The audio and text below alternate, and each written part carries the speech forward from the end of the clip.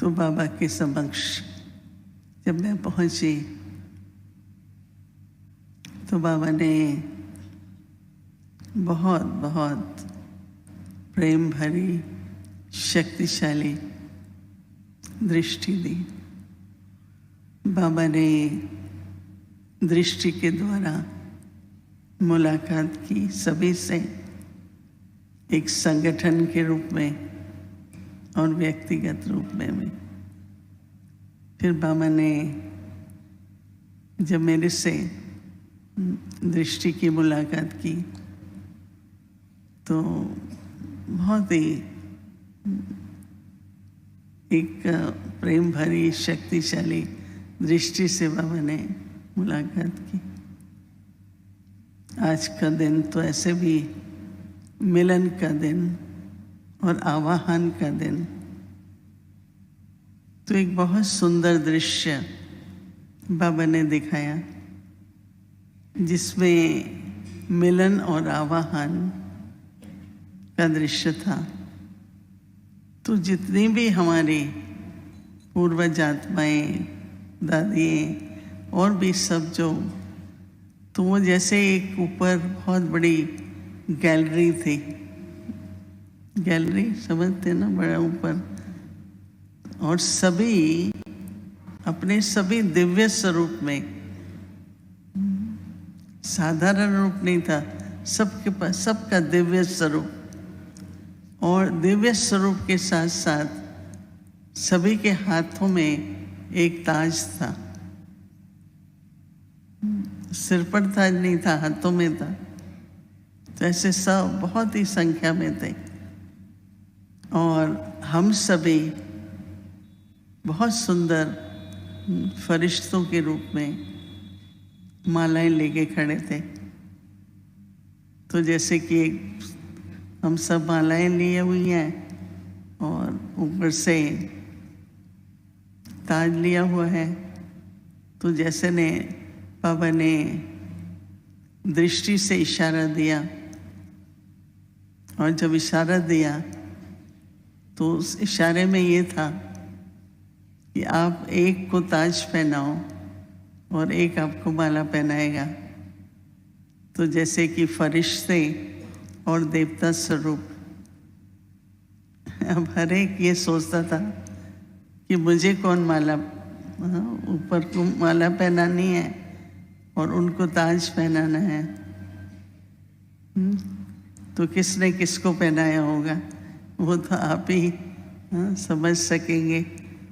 दिखाया बाबा ने, पर मैंने बहुत ध्यान से नहीं देखा कि हमने माला पहनाई और देवी देवताएं जो ऊपर हैं उन्होंने हम सबको ताज पहनाया।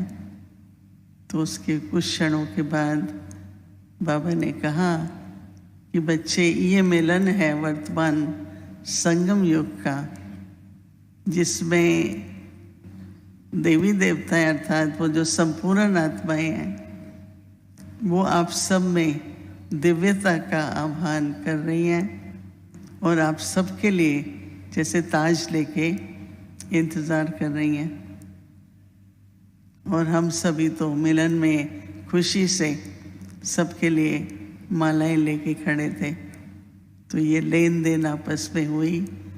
तो बाबा ने फिर कहा कि देखो, इस समय पर आवाहन हो रहा है आप सभी के दिव्य रूप का। तो फिर मैंने कहा बाबा, आज तो हम दादी गुलजार जी के लिए और आपके लिए भोग लेके आए हैं। तो बाबा ने कहा तभी तो ये सब देवी देवता आए हैं, भोग लेने, भोग के लिए ही आए हैं। हाँ, तो फिर तो बाबा ने सब जितना भी भोग गया था तो दादी गुलजार जी का वहन किया, और सभी तो थे ही वहाँ पर। तो बाबा ने उनको भी इशारा किया कि स्वीकार करो, स्वीकार करो। ऐसे करके बाबा ने खुद भी भोग स्वीकार किया, और उसके साथ साथ बाबा ने सभी को, दादी गुलजार, चंद्रमणि दादी थी और भी सब दादियों को बहुत बहुत प्रेम से बाबा ने ऐसे कहा क्योंकि बहुत था ना, फल थे, टोलियाँ थी, तो बाबा ने फिर बाबा ने अपने हाथ से एक छोटा सा आम ऐसे दादी गुलजार को खिलाया मुंह में, और सभी तो स्वीकार कर ही रहे थे। उसके बाद बाबा ने कहा कि आज के दिन तो आप सभी का जो प्रेम है, आपका स्नेह है, वो वतन में पहुंच रहा है, दादी को भी पहुंच रहा है। और दादी जो थी ना, जैसे सभी के बीच में बिल्कुल एक बहुत सुंदर, जैसे फोटो में फ्रेम होता है, पर यहाँ दादी चैतन्य में बहुत सुंदर उस रूप में चारों तरफ सजाया हुआ था। तो दादी उस रूप में थी।